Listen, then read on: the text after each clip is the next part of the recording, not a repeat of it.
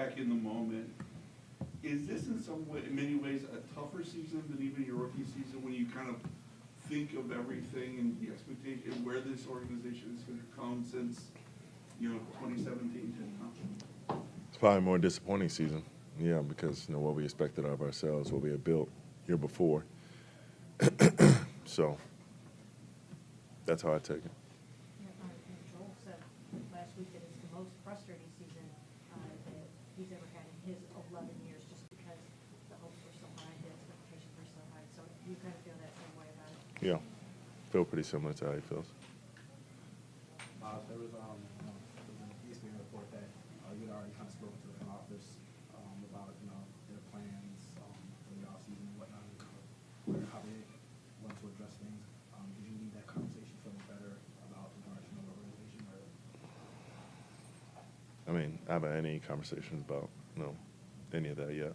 I left that to the off season, which starting today. So we'll have our exit meetings and all that. But that was the first thing from my mind, going into this game and anything else. That's just untrue.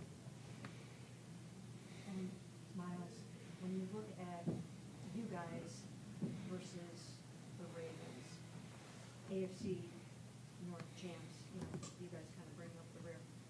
Do you feel like you guys have a skeleton crew up there today, of course, but do you feel like you're that far away from them, or that you can close the gap next season? I feel like we can be better next season. The way you played tonight with that skeleton crew, there were multiple times where there were 5 or 6 first or second year players out there with you.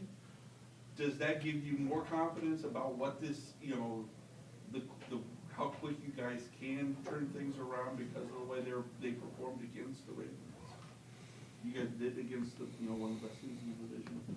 Those young guys specifically. Yeah, it's a lot of young talent, and look forward to seeing how they develop and being a part of that. So, it's definitely hope for the future. We just have to continue to add on to that. You seem more somber than I've even seen you after most other losses. How are you feeling, like, really down right now about this whole season? We lost. The season's over. I don't expect to be happy. You shouldn't expect me to be happy either. No, you just seem, like, really kind of sad.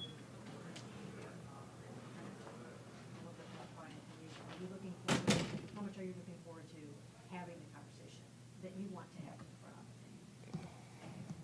It's just a conversation. Can't say I'm looking forward or not looking forward to it. That's just what's next for us, as players, as organization. And we all have exit meetings, and we all got to talk about what's the future will hold.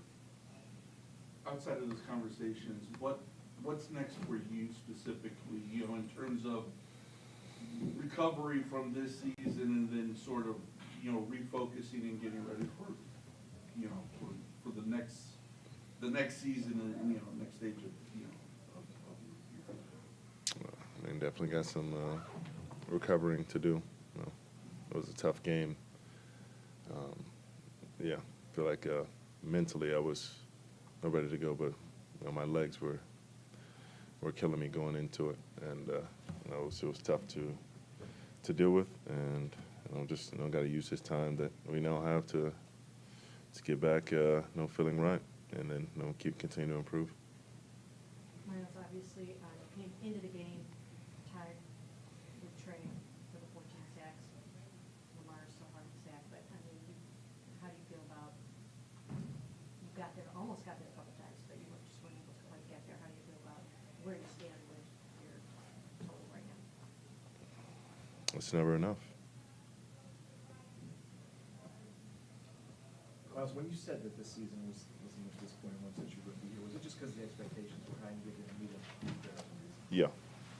The standard had been set from the year before, so the hopes and expectations were, hinging on that. We see what we had in the building, and we had really developed something, and we took a step or two back. Myles, Say one more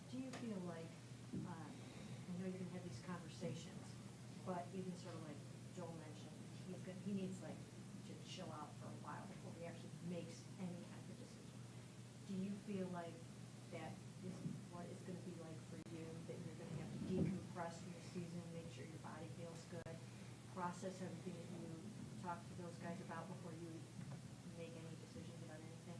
I think that's the best way to decide with anything, and make sure you remove yourself from the situation and try to look at it objectively, not just look at it emotionally. Obviously, emotions are high with how the season is winning. Guys don't feel very good about whether it's individual performances or the record, and you have to take a step back and allow yourself to decompress, and then make the best decision for yourself. Is it safe to say that an potential extension this offseason would hinge on those conversations that you have with the higher ups? I mean, there'll be something coming.